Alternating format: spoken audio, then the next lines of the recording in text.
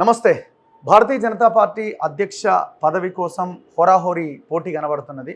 దాదాపుగా 5 నుంచి 6 నేతలు ఈ ప్రాబబుల్ లిస్ట్లో ఉన్నారు.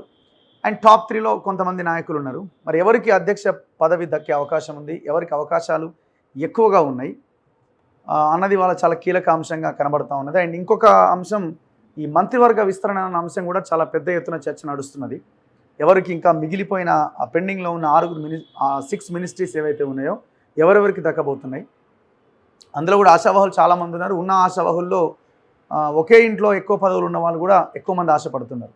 సో ఈ అంశం మీద మనం డిస్కస్ చేద్దాం. నా ముందు సురేష్ యాదవ్ ఉన్నారు, Osmania university JS leader. Suresh నమస్తే. ఏం సంగతి, ఇప్పుడు బీజేపీ అనొచ్చా? బీజేపీ సింపథైజరా అట్లేమో లేదా? అంటే గతంలో కూడా ఏబీపీలో ఆర్ఎస్ఎస్లో కొంత పనిచేసినాం కాబట్టి కొంత బీజేపీ మీద, అది కూడా బీసీ వాదం ఎత్తుకుంది కాబట్టి బీజేపీ మీద అపారమైనటువంటి ప్రేమ మాకు. ఓకే, సో అది ఇది అనొచ్చు మీరు. లేని పరిస్థితి మరి ఎవరికి బీజేపీ అధ్యక్ష పదవి ఎవరికి అవకాశం ఉంది? ఒకటి ఏంటంటే భారతీయ జనతా పార్టీ క్లియర్ కట్గా ఉన్నది, ఏదైనా బీసీ నాయకత్వంతోనే ముందుకు పోవాలి. ఆల్రెడీ బీసీ సీఎం అనేది మనం అనౌన్స్ చేయడం జరిగింది. ఇప్పుడున్న దాంట్లో బీసీ నాయకత్వం ఎవరికి ఇస్తే బాగుంటుంది, బీసీలో ఎవరు ముందంజంలో ఉన్నారని చెప్పేసి వాళ్ళు ఆలోచిస్తారు. అందులో మొట్టమొదటి ఈటల రాజేందర్ గారు ఉన్నారు, అదేవిధంగా ఇంకా ఆచార్య ఉన్నారు, కాసం వెంకటేశ్వర్లు ఉన్నారు, చాలా మంది ఉన్నారు బీసీ సామాజిక వర్గం నుంచి. సో భారతీయ జనతా పార్టీకి ఒక విజన్ ఉంది. ఎందుకు ఈ రాష్ట్రంలో దాదాపుగా తెలుగు ఉమ్మడి రాష్ట్రంలో 60 సంవత్సరాలు మొత్తం కూడా అగ్రకులాలే పాలించారు. అంటే రెడ్డిలే, ఎక్కువ శాతం రెడ్డిలే. సో అలాంటప్పుడు ఒక బీసీలకు ఒక పదవి ఇవ్వాలి, బీసీలను కూడా ఇది రాజకీయంగా చైతన్యం చేయాలి. ఇది మొత్తం తెలంగాణ, మీరు ఎగ్జాంపుల్ తీసుకోండి, అందరూ విడిపోయినాక తెలంగాణ అంటే రెడ్డిల పట్ట, ఈ జిల్లాలన్నీ, ఈ రాష్ట్రం అనేది రెడ్డిల పట్ట అనేది కాంగ్రెస్ నిర్మించే ప్రయత్నం చేస్తుంది. అందుకని ఎగ్జాంపుల్ మొత్తం మంత్రులు, ఎమ్మెల్యేలు, ఎంపీలు, ఉన్న టికెట్లు వాళ్ళే, కార్పొరేషన్ చైర్మన్ వాళ్ళే, జర్నలిస్టులతో సంబంధించిన వాళ్ళే, ఇలా ఇచ్చారు. భారతీయ జనతా పార్టీ క్లియర్గా చెప్తుంది బీసీ సీఎం అండ్ బీసీ అధ్యక్షుడే. నువ్వు చూడు, తెలంగాణ వచ్చినాక ఎక్కువ శాతం కిషన్ రెడ్డి మినహాయిస్తే మొత్తం బీసీలే. లక్ష్మణ్ గారు, బండి సంజయ్ గారు, దత్తాత్రేయ గారు, ఇట్లా నీకు జాతీయ అధ్యక్షుడిని కూడా భారతీయ జనతా పార్టీ ఒక దళితుని చేసింది. ఇలా ఖర్గే గారు అని చెప్తున్నారు కదా, సంజయ్ బీసీనే తీసేసారు కదా. అంటే నీకు ఇప్పుడు అప్పుడున్న పరిస్థితుల బట్టి, అప్పుడున్న అవసరాల బట్టి ముందుకెళ్ళరు. ఆయన జాతీయ ప్రధాన కార్యదర్శి చేశారు, ఆయన తీసేదో పక్కన పెట్టలే కదా. ఇప్పుడు వాళ్ళు వాడుకొని పక్కన పెట్టలే. Ponna Lakshmi PCC president Congress party ఇచ్చింది, తర్వాత ఏం చేసింది, కనీసం టికెట్ కూడా ఇవ్వలేదు.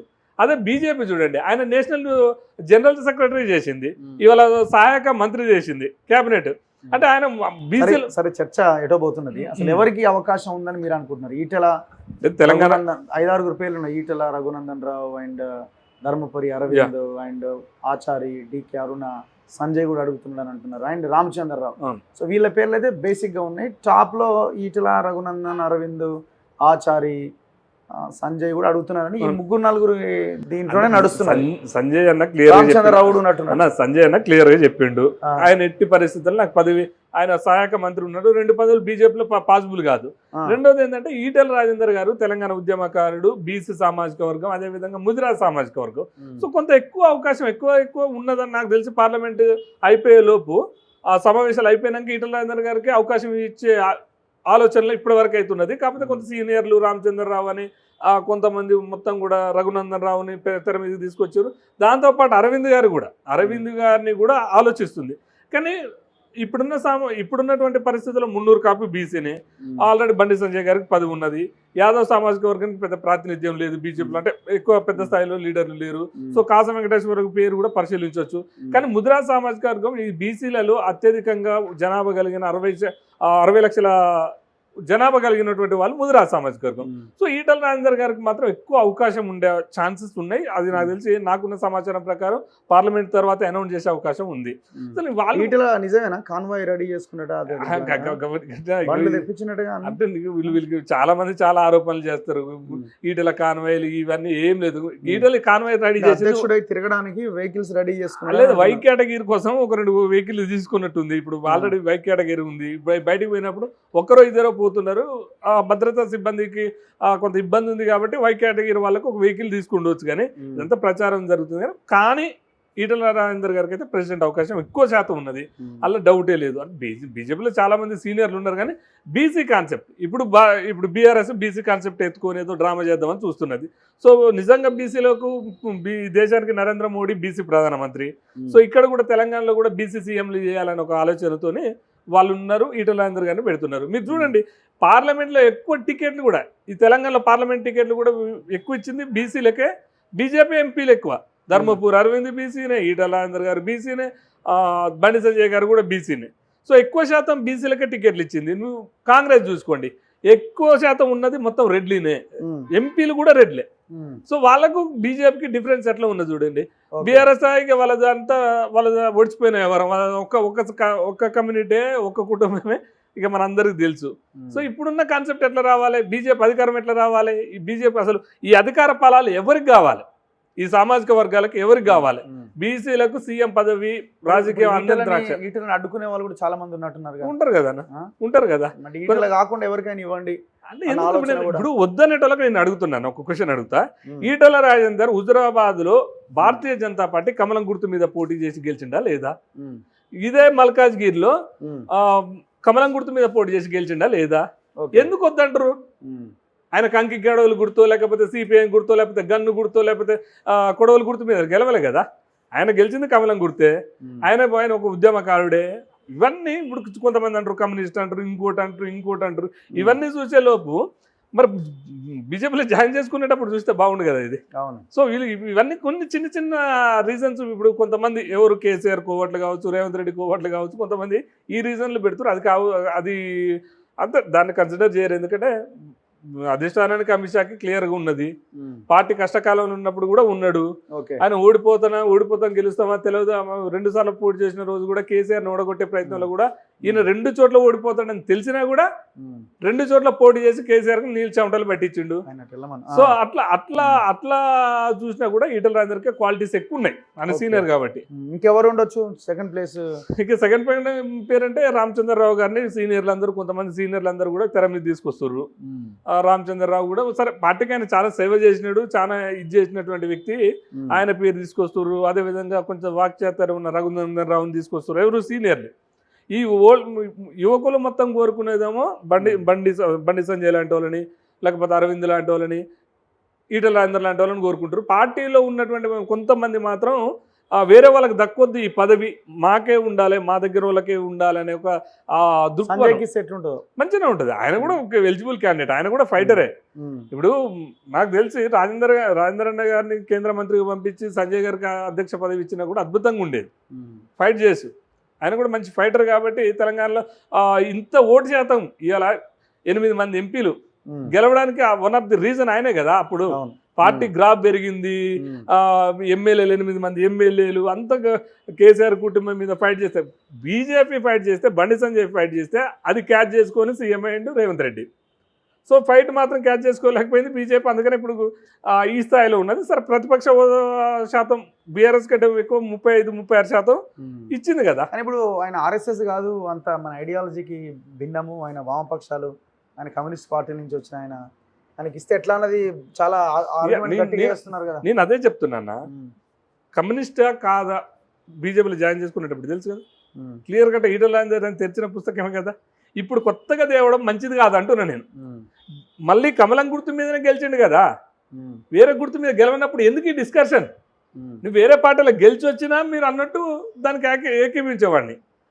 పాయింట్ ఏంటంటే ఇప్పుడు ఈటల రాజేందర్ గారికైనా ఇప్పుడు బీజేపీకైనా ఉన్నది ఏకైక ఎజెండా బీసీలకు, అనగాన వర్గాలకు రాజకీయ చైతన్యం, రాజకీయ ఫలాలు అందాలి. ఈ కాన్సెప్ట్ తీసుకొచ్చేది ఏంది? బయట వరకు కాన్సెప్ట్ తీసుకొచ్చి ఆయన కమ్యూనిస్ట్, ఆయనకు అధ్యక్ష పదవి ఇవ్వద్దు అని చెప్పేసి యువతలో ఎవరైతే అగ్రకులాలు ఉంటారు కదా వాళ్ళు ఈ కాన్సెప్ట్ పెట్టి ఏంటంటే ఈ బీసీలకు రాజకీయ భవిష్యత్తు లేకుండా చేయాలనే కోణం చూస్తారు వాళ్ళు. అవతల కాంగ్రెస్ పార్టీ వాడు కావచ్చు, బీఆర్ఎస్ పార్టీ వాడు కావచ్చు, ఈ రకంగా ఆరోపణలు చేస్తారు. ఇంకొకటి అంటున్నారు కదా, ఫస్ట్ ఒక 2 years అయితే ఎవరో ఒకరికి ఇచ్చేసి ఎలక్షన్స్ వచ్చే ఒక 2 years ముందు ఇంకొకరికి ఇస్తే బాగుంటుంది అన్న. అంటే అప్పుడు 3 years పీరియడ్ ఉంటుంది, మళ్ళీ ఇంకో 1 year లో ఎలక్షన్స్ వస్తాయి. పీరియడ్ 3 years కదా, 2 సంవత్సరాలు ఉంటుంది పార్టీ, నేషనల్ పార్టీ 2 నుంచి 3 వాళ్ళు ఎక్స్టెండ్ చేసుకుంటారు. అది అని ఇప్పుడు బీజేపీ పరిస్థితి ఏంటంటే ఇక్కడ గ్రాఫ్ ఎంతవరకు పెరుగుతుంది? పార్టీని పైకి వస్తుందా, గ్రాఫ్ తగ్గుతుందా? ప్రజా ఉద్యమం చేయడంలో ఎవరు కీలకంగా ఉన్నారు? రేవంత్ రెడ్డిని గద్దె దింపడంలో ఎంతవరకు పాత్ర పోషిస్తున్నారు? సో ఆ రకంగా ప్రజలలో ఎంతవరకు చైతన్యం చేస్తున్నారు? ఈ రకంగా చూసి ఇంటెలిజెన్స్ రిపోర్ట్స్ ఉంటాయి, పార్టీ మీద సర్వే ఉంటుంది, ఏ నాయకుడు ఎవరి దగ్గర పనిచేస్తుండ అనేది ఉంటుంది. ఈ రిపోర్ట్స్ అన్ని చూసి తీసేస్తారు తప్ప వీళ్ళు మన నోట్లో ఇది ఉంటాం. ఇప్పుడు రగన కూడా మొత్తం ఇంటర్నేషనల్ శాటిలైట్ పెడుతున్నట్టు అవుతుందా? నోటికి వచ్చిన ఏమైనా మాట్లాడతాం. కానీ అక్కడ జెన్యున్ ఏం జరుగుతుంది అంటే ఇక్కడ ఎవరు పని చేస్తున్నారు, ఎంతవరకు పని చేస్తున్నారు, వాళ్ళ మీద వీళ్ళతో లీడర్లతో కొల్లిటి అయి పని చేస్తున్నారా, ఇవన్నీ గమనిస్తారు. కాబట్టి ఆ పదవి ఉంచాలా తెంచాలనేది చూస్తారు. అర్థమైందా? వర్గ పోరు ఎక్కువైనప్పుడు, ఈ లీడర్ని పని చేయనప్పుడు, ఈయన పని చేయాలని చూసినా కూడా చాడీలు చెప్పడం వల్ల ఆ ఎలక్షన్ డిస్టర్బ్ అవుతుంది అని చెప్పేసి తీయొచ్చు. కానీ ఒకటైతే క్లియర్ కట్గా ఉంది, పార్టీ ప్రెసిడెంట్ బీసీకే, సీఎం పదవి బీసీకే. బీసీ నినాదంతో బీజేపీ ముందుకు పోతుంది. అందుకని ఇప్పుడు కులాల మధ్యన చిచ్చు, ఇప్పుడు రేవంత్ రెడ్డి గారు చూడండి, మాల మాదిగలకు మధ్యన చిచ్చు పెడుతుండు, బీసీలకు మధ్యన చిచ్చు పెడుతుండు. ఎందుకు? ఈ బీసీ వాదం బతకొద్దు. ఇప్పుడు రేపు మాపో ఎస్టీలకు, లంబాడ, కోయలకు, గోండులకు కూడా పంచాయతీ పెడుతుండు రేవంత్ రెడ్డి. ఈ పంచాయతంతా పెట్టి కూడా ఈ వ్యతిరేకత అనేది పోకుండా మళ్ళీ ఈయన ఎలక్షన్లకు పెట్టుకుని ఇటలని చేస్తే ఇప్పుడు రేవంత్ రెడ్డిని అటు కేసీఆర్ వీళ్ళందరినీ ఎదుర్కొని నిలబడగలుగుతారు. ఎందుకు ఎదుర్కోలేడు? ఇప్పుడు రేవంత్ రెడ్డి కంటే క్వాలిటీ ఉన్న లీడరే కదా ఈటలా. ఓకే, రేవంత్ రెడ్డి కంటే ఎక్కువ క్వాలిటీ ఉన్న లీడరే కదా రేవంత్ రెడ్డి. 420 ఇప్పుడు ఓటుకున్నట్టు లాంటి కేసులు లేవు, లేకపోతే బ్లాక్ మెయిల్ కేసులు లేవు. ఈటల ఆయన తెరిచిన పుస్తకం ఆయనది, తెల్ల పేపర్ లాంటిది. ఎందుకు క్వాలిటీస్ లేవు? రేవంత్ రెడ్డి ఎదుర్కోవడానికి పెద్ద కొండమ్మ కోతి రావాలా? బీజేపీలో ఉన్న కార్యకర్తలు పాలిటిక్స్ చేయాలా, స్ట్రాటజీస్ ఉండాలా, మునగాల, తేలాలి, ఖర్చు పెట్టాలి, ఇవన్నీ ఉన్నాయి కదా. మరి ఈటల రాజేందర్ కాడ డబ్బులు లేకపోవచ్చు కానీ ప్రేమానురాలు ఎక్కడున్నాయి ఆయన కాడ? డబ్బులు కానీ ఖర్చు పెట్టడం అట్లేం లేదు. సాయం చేసేటోళ్ళకి ఇప్పుడు తెలంగాణలో అత్యధికంగా పేదోళ్ళకి సాయం చేసిన వ్యక్తి ఆయన. ఇప్పుడు ఈటల రాజేందర్ ఇంటికి పోతే కనీసం అన్నం పెడతారు. రేవంత్ రెడ్డి అనడానికి ఎవరికైనా అన్నం పెట్టిండ కార్యకర్తలకి? ప్రతి విలేజ్ నుంచి ఆపదని పోతే అన్నం పెట్టి ఆయనకు ఉన్న ఆర్థిక సాయం చేసిండు ఈటల రాజేందర్. ఎన్నడన్నా ఎవరికైనా భూమ పెట్టిండా? రేవంత్ రెడ్డి మీరు జర్నలిస్టులు, మీరు పోయినప్పుడు ఎప్పుడైనా ఆయన ఇంట్లో కూర్చొని అన్నం తిన్నారా రేవంత్ రెడ్డితో? అదే ఈటల రాజేందర్తో తినలేదా? మీరు భోజనం చేయలేదా? సో దట్ ఈస్ ఈటలకు ఉన్నట్టు. ఇప్పుడు రేవంత్ రెడ్డి లాగా బ్లాక్ మెయిల్ చేసి ఈ కేసు, ఈ డబ్బులు, ఆ డబ్బులు లేకపోవచ్చు కానీ ప్రేమ అయితే కొండల కొద్ది ఉంది. ప్రేమను ఈటల రాజేందర్ పంచినంత ప్రేమ ఎవరు పంచలేరు. సో ఈజీగా కొట్టేస్తాడు రేవంత్ రెడ్డిని ఈజీగా. బీజేపీ కార్యకర్తలు చాలు రేవంత్ రెడ్డికి, లీడర్లు కూడా అవసరం లేదు. అంత strong persons BJP leader. President గానే కండవగప్పుడవను అట్లేం లేదు. నీ నేను కండవగప్పుకోకుండా నువ్వు బీజేపీ అంటనే ఉన్నావు కదా. అంటే నీ కండవ ఉన్నా, నేను ఉన్నా లేకున్నా బీజేపీ రావాలని, బీజేపీలో ఉండాల్సిన అవసరం లేదు. బీజేపీ ఒక వ్యక్తిగా, ఒక సామాన్యుడిగా, ఒక బలహీన వర్గాలు ఎవరు కూడా బీజేపీ రావాలని కోరుకుంటారు. ఇంకా రెడ్లను ఎంతకని మోయాలి చెప్పన్నా? నువ్వు చూడు, నువ్వు నల్లగొండ జిల్లా పుట్టినావు. నల్లగొండ జిల్లాలో బీసీగా పుట్టడం మహాపాపం. ఎస్సీ ఎస్టీల కన్నా ఒక రిజర్వేషన్ ఉందాడ, బీసీలకు ఏమైనా ఉన్నదా? నువ్వు చూడు, ఎన్నటి నుంచి ఇన్ని రోజులు మాట్లాడుతున్నారు. బీఆర్ఎస్లో కూడా 2 ఎమ్మెల్యేలు ఉండే, యాదవ్స్ ఉండే, బీసీలు ఉండే, యాదవ్ ఉండే, ఓ గౌడ్ ఎంపీ ఉండే. కాంగ్రెస్ వచ్చినాక 2 రెడ్లు ఎంపీలు, ఉన్న ఎమ్మెల్యే అంతా రెడ్లు, ఒకడు బీర్లయ్య బీసీ. అంటే ఇంకెన్నాళ్ళు రెడ్లను మోయాలి మేము? కాంగ్రెస్ పార్టీ అంటే రెడ్లదే పట్టా భూమి. నల్లగొండ జిల్లా పేరు రెడ్డి జిల్లా చేయాలని మీరు గతంలో అన్నారు కదా, 100% అదే. సో అందుకనే బీసీలు అంతా ఎందుకు బీజేపీని కోరుకుంటారంటే రెడ్లకు ప్రత్యామ్నాయం, బీసీలకు ఈ రాజకీయ ఫలాలు. ఎన్నాళ్ళన్న సీఎం పదవి? ఒక 60 ఏళ్ళు 70 ఏళ్ళు ఇక జీవితం. మా అయ్య కాంగ్రెస్కి వేసిండు, మా తాత కాంగ్రెస్కి వేసిండు, మా ముత్తాత కాంగ్రెస్కి వేసిండు, నేను కాంగ్రెస్కి వేయాలి, నా కొడుకు కాంగ్రెస్కి వేయాలి. ఇక రెడ్లు ఏమని చేయాలి? ఉత్తమ్ కుమార్ రెడ్డి పోతే ఉత్తమ్ కుమార్ రెడ్డి భార్య వస్తుంది, దామోదర్ రెడ్డి పోతే దామోదర్ రెడ్డి కొడుకు వస్తాడు, జానారెడ్డి ఉండగానే 2 వచ్చిర్రు, రేపు జానారెడ్డికి కూడా రాజ్యసభ ఎమ్మెల్సీ కావాలంటుండు. ఇట్లా నల్లగొండ జిల్లాలో రెడ్లు అధికారాన్ని చేయించుకొని బీసీలు ఎవరైతే చేతిరామంతా బీసీలు చంపారు. బెల్లి లలితక్కని చంపారు, సాంబశివుని చంపారు, మారోజు వీరన్నని చంపారు. ఇట్లా అనగానే వర్గాలను చంపినటువంటి చరిత్ర రెడ్లకు ఉన్నది, అంటే అగ్రకులాలకు ఉన్నది. సో ఎందుకు బీజేపీని కోరుకోవద్దుగా?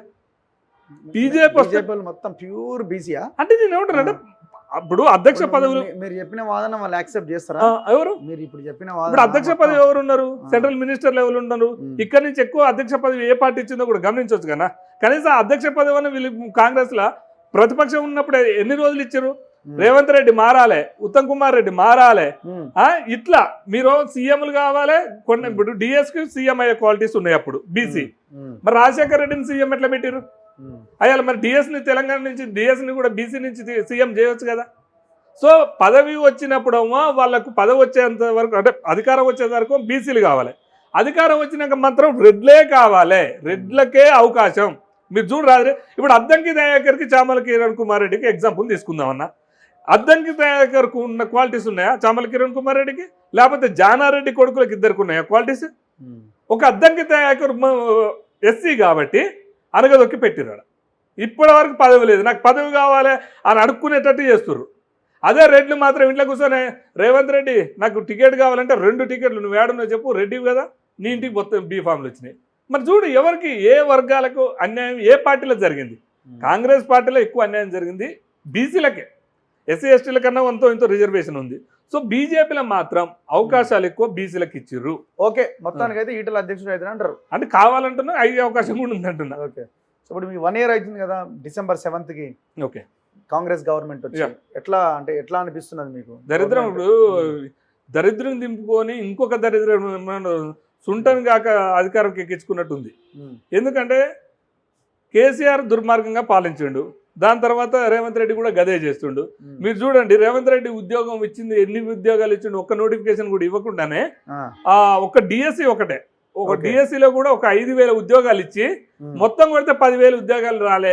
అప్పుడే 1,00,000 ఉద్యోగాలన్నీ డప్పు కొట్టించుకుంటుండు. అంటే ఈ రైతు బంధువు ఫెయిలూరు, రైతు బీమా ఫెయిలూరు, అన్ని వర్గాలకు 6 గ్యారెంటీలు అని చెప్పిండు. ఉన్న వాళ్ళకు ఇప్పుడు నువ్వు చూడని ఈ పేద వర్గాలకు 1,50,000 కోట్లు పెట్టు. మూసి ప్రక్షాళన కోసం 1,50,000 కోట్లు అంటే కాళేశ్వరం మీదనేమో ఆయన ఒక 78 కోట్లు 1,00,000 కోట్ల దాకా ఆయన పెట్టుకుంటూ ఎందుకు? పార్టీ ఫండ్ కోసం. ఇప్పుడు దేశంలో మొత్తం కాంగ్రెస్ పార్టీ ఫండ్ పంపించడం కోసం నెక్స్ట్ ఎలక్షన్ల కోసం 1,50,000 కోట్ల బడ్జెట్ పెడుతుండే. అలా 30-40,000 కోట్లు కూడా పెట్టాడు, మిగతా అన్ని తీసుకుపోయి దేశానికి ఇస్తాడు. అంటే కాంగ్రెస్ని ఎందుకు తెచ్చుకున్నావు రా నాయన, మా దరిద్రాన్ని మేమే ఏరుకోరి తెచ్చుకునే విధంగా ఉంది. గతంలో రెడ్డి ఫీలింగ్, గతంలో ఒక కుల ఫీలింగ్, 60 సంవత్సరాలు కూడా ఇంత లేని ఫీలింగ్ తీసుకొచ్చిర్రు. బీసీల మీదనే కేసులు పెట్టుడు, లగచర్లు చూసిర్రు. సార్ లగచర్లు అనేది బీఆర్ఎస్ చేసింది, దాన్ని వేరే కన్సిడర్ చేయొచ్చు. కానీ ఇవాళ రైతులు ఖమ్మంలో వరద బాధితులు చూసినాము. ఈ రకంగా చూస్తే పూర్తిగా రేవంత్ రెడ్డి ఫెయిల్. రేవంత్ రెడ్డి ఏమైనా రాహుల్ గాంధీకి ఫండ్ ఎట్లా పంపాలి, మన మహారాష్ట్రకు ఫండ్ పంపిండు. ప్రియాంక గాంధీ పోటీ చేస్తే హెలికాప్టర్లో 100 కోట్లు తీసుకొని పోయిండు. అంటే డబ్బుల మీద ఈ తెలంగాణ అనేది ఒక ఆదాయం కోసం పెట్టుకుంటే తప్ప పాలించడానికి పెట్టుకున్నట్టు లేదు. ఇప్పటి వరకు మంత్రి పదవులు లేవు చూడరాజా, అన్ని ఫుల్ ప్లెజ్డ్గా కేసీఆర్ చేసిండు అదే కదా. 1 సంవత్సరం దాకా మంత్రి పదవులు భర్తీ చేయకుండా పాలన సౌలభ్యంగా సాగకుండా పెట్టిండు. ఇప్పుడు ఆయన అదే పెడుతుండు.